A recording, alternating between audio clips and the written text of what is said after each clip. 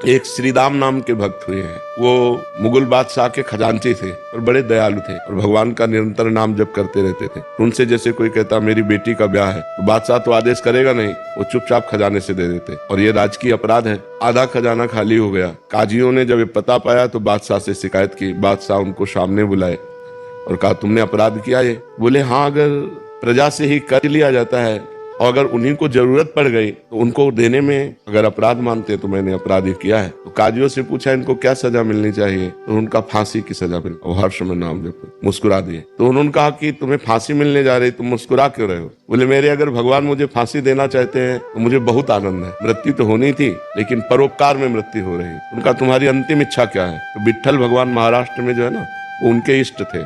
उनका एक बार दर्शन करा दीजिए विट्ठल भगवान के। तो सामने गए और कहा आप राजी हो? अगर आप राजी हो तो हम राजी हैं। जोई जोई प्यारो करे सोई मोहि भावे।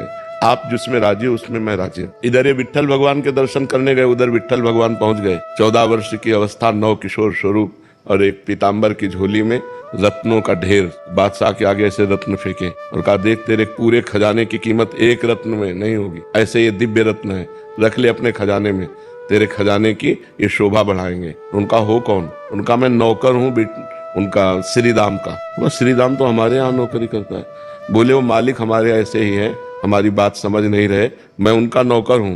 और तेरे पास संपत्ति क्या है? कुछ नहीं, एक हीरे के बराबर तेरे पास संपत्ति नहीं, रख ले हीरे।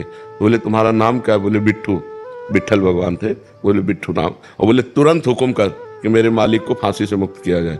तुरंत घोड़े दौड़ाए और वो उधर आदेश देने लगे, इधर भगवान अंतर्ध्यान हो। अब वो रूप माधुरी, वो बोलने की कला, और उसका तो हृदय छिन गया था। जब श्रीराम को सामने बुलाया तो उनका एक बार अपने नौकर से मिला दो बस। तो उनका हम तो आपके नौकर, हमारा कौन नौकर है?